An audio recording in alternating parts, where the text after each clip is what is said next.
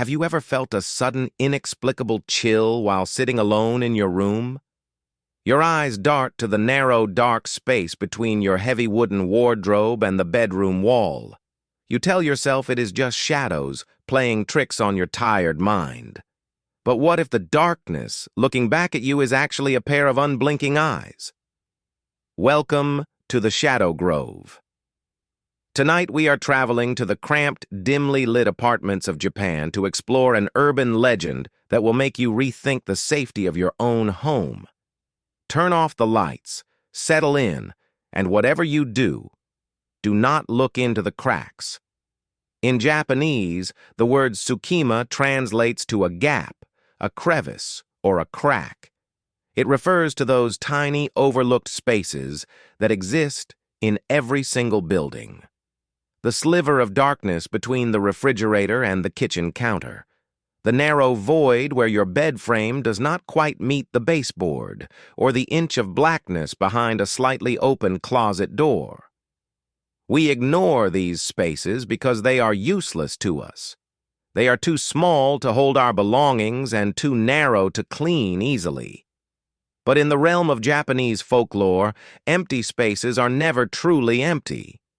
Nature abhors a vacuum, and the supernatural is always eager to claim the territory we leave behind. This brings us to the terrifying legend of the Sukima-Onna, or the woman in the gap. She is an entity born from the claustrophobia of modern living and the ancient fear of the unseen. Those who have encountered her describe a woman of impossible proportions. Her body is paper-thin, contorted and flattened to fit into spaces no wider than a few millimeters. Her skin is said to be a sickly, pallid white, untouched by sunlight for decades. Her hair is long, black, and matted, often spilling out of the cracks like a collection of dusty cobwebs. But her most horrifying feature is her eyes. They are wide, bloodshot, and completely unblinking, forever locked onto the inhabitants of the room she haunts. The true horror of the Sukima-Onna is not just her appearance, but her patience. She does not burst out of the closet to attack you. She does not make loud, terrifying noises in the middle of the night. Instead, she simply watches, waiting in the suffocating darkness of the gap to observe your every move. The origins of this legend are deeply tied to traditional Japanese architecture. Older homes were built with sliding paper screens called shoji and heavy wooden doors called fusuma. These sliding partitions rarely sealed perfectly, always leaving a millimeter of darkness where the panels met the frame. It was easy for a superstitious mind to imagine something peering through that tiny slit. As Japan modernized and people moved into dense concrete apartment buildings, the legend did not fade away. Instead, it adapted to its new environment. The woman in the gap moved from the sliding paper screens to the spaces behind heavy appliances and modern furniture. The fear of the unseen watcher simply relocated to the new, artificial crevices of city life. Consider the story of a young university student who moved into a cheap, older apartment in Tokyo. The rent was surprisingly low, which he attributed to the building's age and the cramped layout. His bedroom was so small that his bed had to be pushed flush against the wall. However, an uneven baseboard left a tiny, inch-wide gap near the headboard. For the first few weeks, everything was perfectly normal.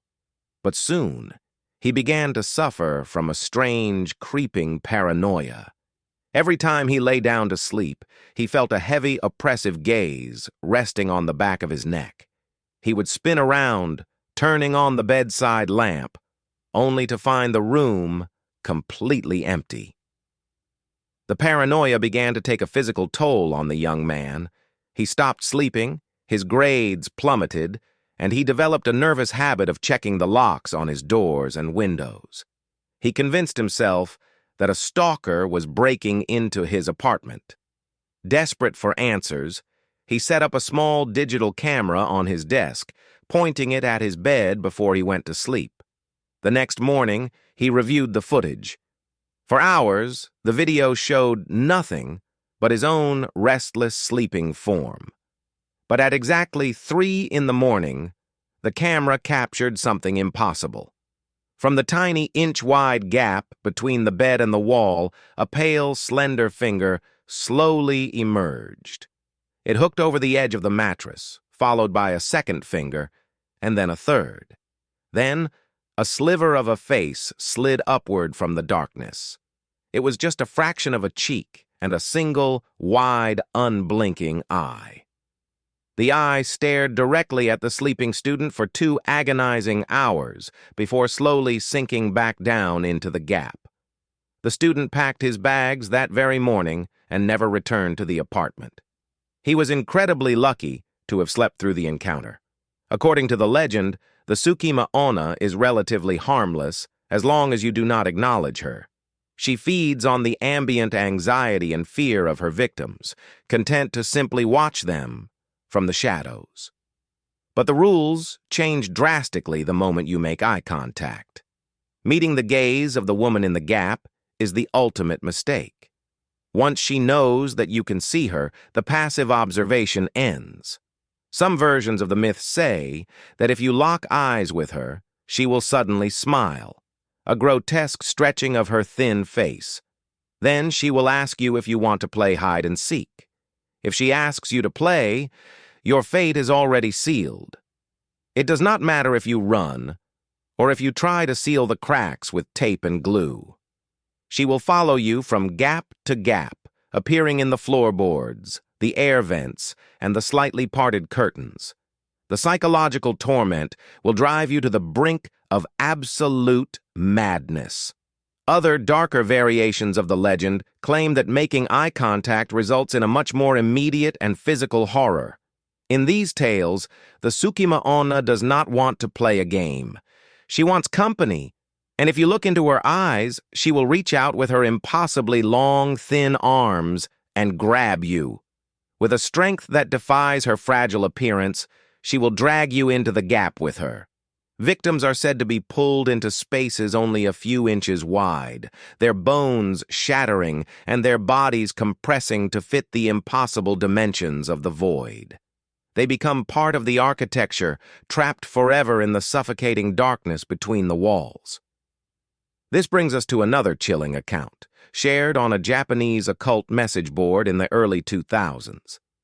A woman recounted a terrifying experience from her childhood home in Kyoto. Her bedroom featured heavy sliding closet doors that never quite closed all the way, always leaving a gap of about 2 inches. As a little girl, she was terrified of that gap. Her mother would always tell her it was just a draft. But the girl knew better. Sometimes, when the moonlight hit the floor just right, she could see the faint outline of 2 bare, pale feet standing just inside the closet. They never moved, but they were always facing her bed. One humid summer night, the girl woke up to the sound of a soft, rhythmic scratching. It sounded like a fingernail dragging against the wooden inside of the closet door. She pulled her blanket up to her chin, her eyes locked on the 2-inch gap. The scratching stopped, replaced by a soft, wheezing breath. Slowly, a face pressed itself into the narrow opening. The girl remembered the skin looking like old, wet parchment. The woman in the gap did not try to open the door wider, but simply stared at the terrified child with